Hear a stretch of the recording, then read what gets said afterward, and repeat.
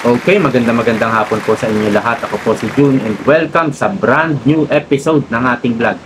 Pag-uusapan po natin, number 1, Senator Ronald Bato de la Rosa. Nabuisit na po dito kay Aling Claire. Walang hiya po eh. Hindi na napigilan ni Senator Bato. Sinabihan si Claire Castro na bastos at balasubas. Walang hiya eh kung makasagot eh. At number 2 po, ito po maganda, may pahayag si Senator Cayetano tungkol sa impeachment ni VP Sara. Ito, pwedeng ibasura ang impeachment case kahit walang trial. Ayan po ang pangalawang pag-uusapan natin. Ikatlo, ito, di ba meron na pala silang mga ginagawang mga tanim bala, tanim victim, tanim witness. This time, bago ito. Bago itong pagtatanim ni Rimulya. Tanim boto. Sabi ko sa inyo eh. May masisisid na mga boto ito eh. Ayan. First day pa lang ng kanilang search and retrieval diyan sa mga nawawalang bangkay daw ng mga sabungero. Mayroon na agad nakita boto. Ayan, pag-uusapan natin at may mga idadagdag pa siguro tayo mamaya. Okay, pakinggan po natin itong si Senator Bato. Okay, wait lang ha. Ito. Yung malaking kabastusan yun, yung sinasabi ng babae na yan. Binatikos ni Senador Bato de la Rosa ang anyay kabastusan at kawalan ng malasakit ni Yusek Claire Castro kaugnay sa balitang butot balat na lang si PRRD. Ngayon po dahil mismo ang pamilya niya nagsabi na okay po ang Pangulo, ang kailangan na lang po siguro niya ay exercise. Yung malaking kabastusan yun, yung sinasabi ng babae na yan. Yung gano'n na pananalita, na napaka-insensitive at napaka-arrogante at talagang balasubas na sagot yun. Hindi po yun dapat ang sagot sa isang babae pa naman siya na naturingan. Kung makapagsalita ng gano'n ay parang napakabastos talaga. I don't comment yung mga pinagsasabi niya kasi nakakakuan talaga, kumukulo yung dugo ko. Pero wala talaga, parang siyang hindi taga-gobyerno, anong klaseng gobyerno kung yan ang ganyan klaseng magsalita, yung taga-pagsalita? Nasa Malacanang pa naman siya, Alam nyo kasi itong mga taong ito na nasa paligid ni Pangulong Duterte, yung mga malalapit kay Pangulong Duterte, sobra yung paggalang nila dyan kay PRRD. Siguro nga, ang balita ko nga, kapag sila naglalakad sa kalye, dyan sa Davao, kapag may bumastos dyan, ang unang sasapok si Bato de la Rosa, ang unang bubugbog ganun nila nare-respeto itong taong ito. Dati siyang presidente. Tapos ganun ang sasabihin mo sa dating presidente. Bastos, walang galang, walang hiya. Kaya hindi napigilan ni Senator Bato Kasi si Senator Bato magalang yan lalo na sa mga kapwa niya senador.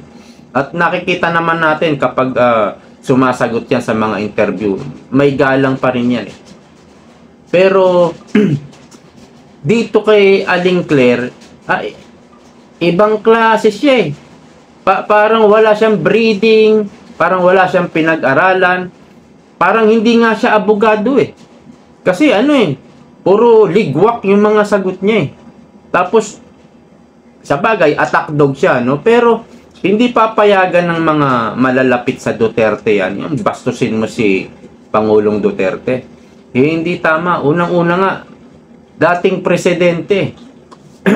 Tapos ganyan ang sasagot mo. Sabi ba naman kailangan lang mag-exercise. Si Pangulong Duterte, matanda na, 80 years old na, tas may mga karamdaman pa. Hirap na lumakad. Kailangan ng alalayan, tas sasabihin mo, kulang na mag-exercise na lang. Ano yun yung sinabi niya di ba walang iya? Paano makakapag-exercise? Inaalalayan na nga pag naglalakad. 'Di ba ano, hindi nararapat yung mga ganong ano mga ganong pananalita sa isang ginagalang natin at minamahal ng maraming kababayan nating Pilipino. Sasabihan mo ng ganon. Kaya ganyan yung reaction ni Bato. Ito talagang ano to, kumbaga ayoko naman sabihin lumaki sa squatter, sasama naman ang loob ng ano. Parang ganun siya palengkerang walang ya talaga. Anyway, punta na tayo dito kay Senator Alan Peter Cayetano. Maganda po itong sinabi niya Pwedeng ibasura ang impeachment case kahit walang trial. Okay? Nanindigan si Senator Alan Peter Cayetano na may kapangyarihan ang Senado kapag ito'y umuupo bilang impeachment court na agad ibasura ang impeachment case laban kay Vice President Sara Duterte kahit walang isinasagawang paglilitis kung ang basihan nito ay usapin ng jurisdiction. Sa isang pahayag, iginiit ni Cayetano na likas na bahagi ng kapangyarihan ng Senado bilang impeachment court ang pagbasura ng kaso kung walang jurisdiction. It's a fact that you can dismiss it. You can hear it, and when you hear it, you can acquit or you can convict. Why can you dismiss it? Because always, ang unang titignan ng korte yung jurisdiction. Okay, ang ibig po sabihin ni Alan Peter Cayetano, sa isang kaso, sa korte, ang unang tinitignan dyan ay jurisdiction at yung mga technicality. Bago pa pumunta sa trial, yung pakitaan ng ebidensya, ng witness. Pwede mo talagang i-dismiss itong impeachment. Pwede. Parang sa korte lang. Hahanapan mo ng technicality. Kailangan, kasi may rules aanuhin mo yung rules kung hindi mo susundin. Kailangan may rules. Sa isang inaaresto, halimbawa, di ba may sinasabi yung mga polis, inaaresto ka namin, mayroon kang karapatang manahimik, di ba may sinasabi, o sa English nga, you are under arrest, you have to remain silent. Kailangan mo yun banggitin sa tuwing may aarestuhin ka. Ganon po nung inaresto si Pangulong Duterte. Kailangan banggitin mo yun. May tawag dun Pag ikaw nag-aresto, halimbawa pulis ka, nag-aresto ka, at hindi mo yun nabanggit, pwedeng ma-dismiss agad yung kaso. Opo, totoo yan. Basta't nakalimutan mong banggitin yon, pwede na agad ma-dismiss. Opo, pwede. Yun ang rules Yun ang rules. Kung hindi mo sinunod yun, pwede talagang ma-dismiss. Ngayon, tungkol naman sa acquittance at sa mga conviction, kailangan matuloy muna yung trial. Hindi ka pwedeng mag-acquit or mag-convict kung hindi natapos ang trial, kung hindi na ipakita ang ebidensya at mga witness. Hindi ka pwedeng mag-convict noon. Hindi ka rin pwedeng mag-acquit. Kailangan matuloy at matapos yung trial. Pero, pwede kang mag-dismiss. Kaya tamang-tama talaga to at naniniwala tayo. Mukhang i-dismiss na itong i-dismiss na po itong impeachment. Napakaganda niyan. Kailangan hindi na matuloy yan. Kailangan ma-dismiss na agad. Dahil mayroon naman talagang laban pagdating sa dismissal ang kampo ni BP Sara. Dahil nga sa 1-year bar, sa 1-year ban rule, nilabag po nila yan. Isang beses lang, o isang impeachment complaint lang dapat sa isang taon. Kaya, wala na to. Ang hula nga natin, nasa 20 ang panig kay BP Sara. Ang hindi lang panig, si Risa Hontiveros, Lacson, Soto, yung isa pa, Meron pang isa. Sino pa ba yung isa? Lacson Soto. Meron pa isa eh. Sherwin Gatchalian ba yun? Yun yata. Ang hindi lang panig. Ay, 5 pala sila. Tulpo. Erwin Tulpo. Kaya lang baka sumunod yan kay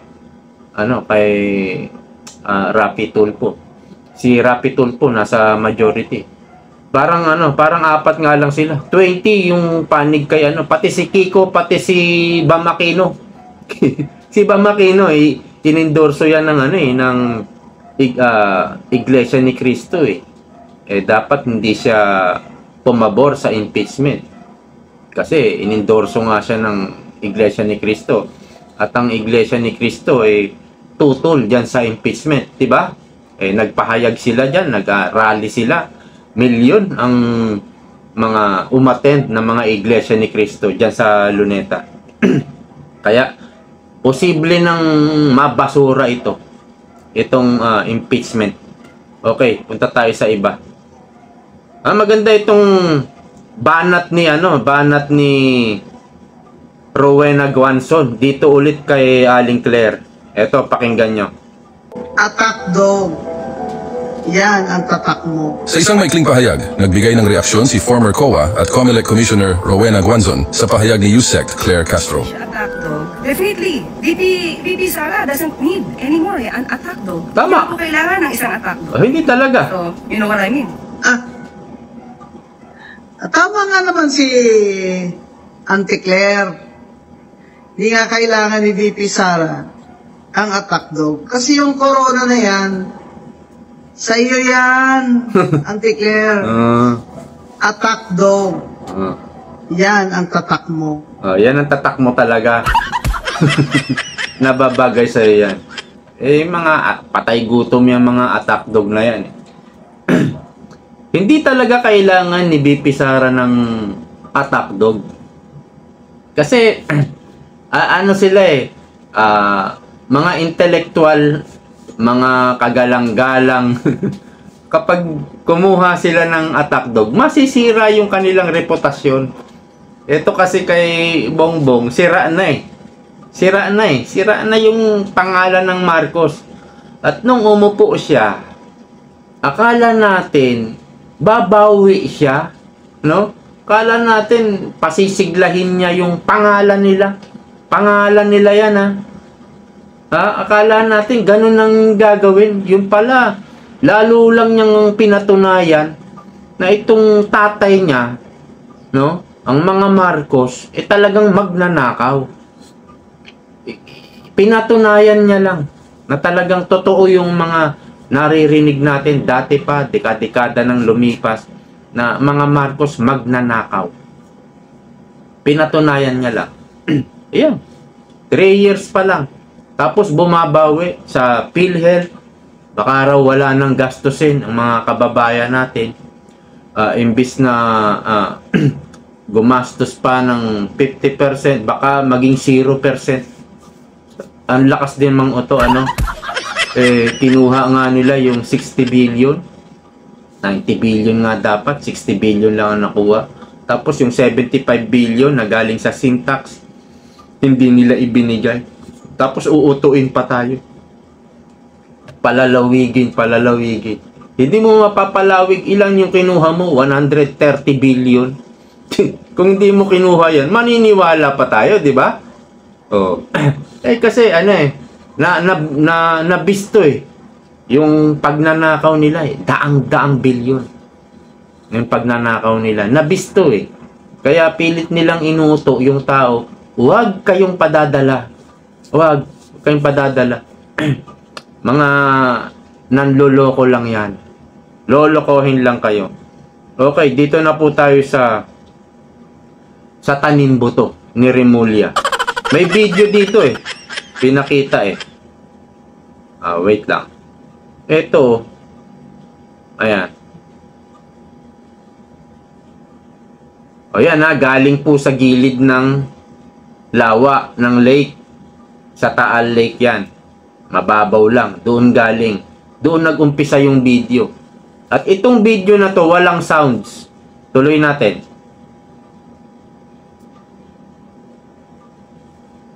Ayan. Kung mapapansin nyo, maitim yung sako sa ibabaw. Pero sa ilalim, medyo maputi. Medyo maputi. Ayan, tignan nyo. Ayan o. Ayun. Nilapag. O, may sinasabi yung pulis. Pulis yun eh.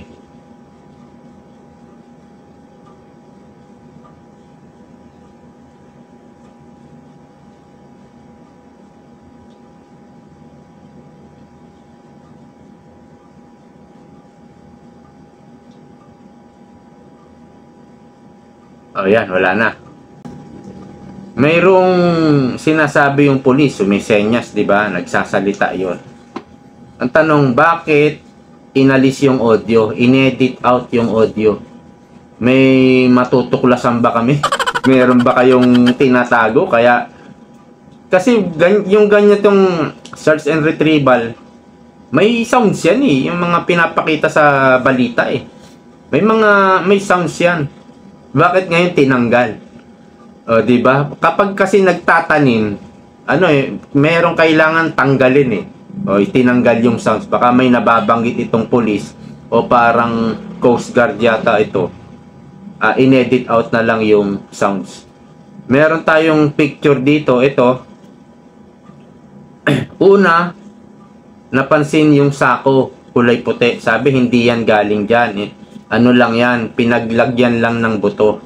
Pero yung buto, nangingitim. Mukha namang hindi siya buto ng tao. At wala na yung bungo. Ayan pa yung ibang picture.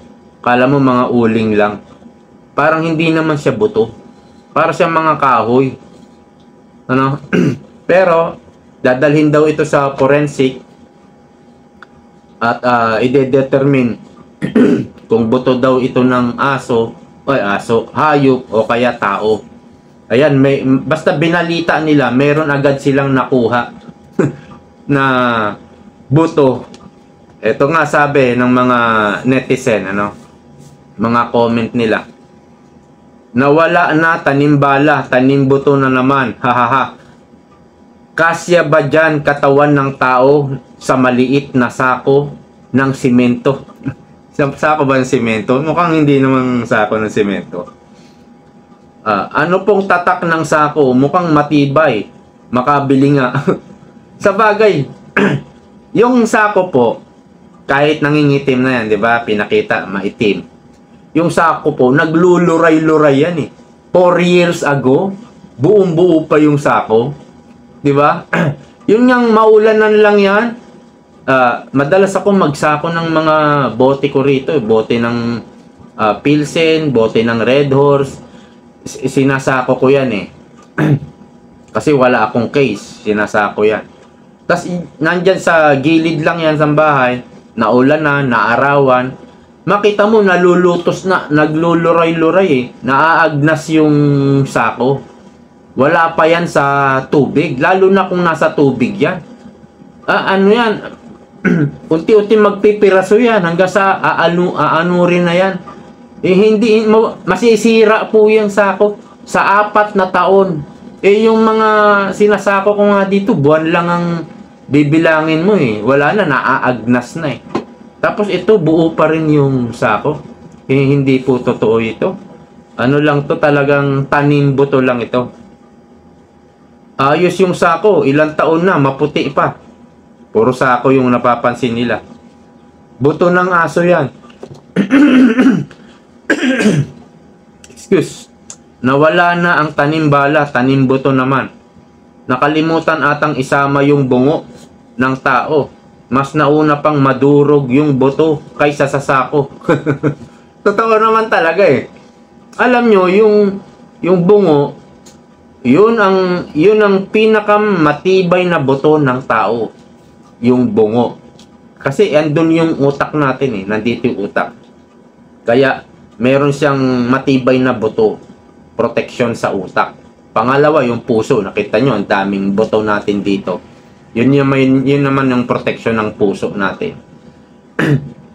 Yun ang huling nadudurog na anong tawag nito? Nagiging abo, yung bungo.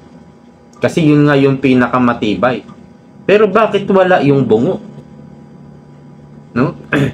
Ayan po yung mga comment ng ating mga netizen.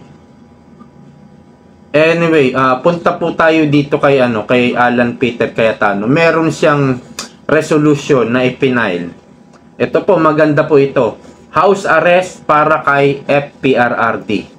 Basahin natin. Inihain ni Senador Alan Peter Cayetano ang isang resolusyon sa Senado na humihimok sa gobyerno ng Pilipinas na manawagan sa International Criminal Court para sa pansamantalang pagpapalaya kay dating Pangulong Rodrigo Roa Duterte. Layo ng resolusyon na ipatupad ang house arrest o modified house arrest ni PRRD sa loob ng Philippine Embassy sa The Hague, Netherlands, habang dinidinig ang kaso sa ICC. Ang ganda po nito kung magagrant itong kailangan, kasi mayroon ding mayroon ding galing sa gobyerno natin. Kaya lang kailangan maaprubahan ito ng presidente. Paano aaprubahan? Bangag nga itong presidente. Ipinunto ni Cayetano ang karapatan ng bawat akusado sa ilalim ng batas, internasyonal at konstitusyon na ituring na inosente hanggat hindi napapatunayang guilty.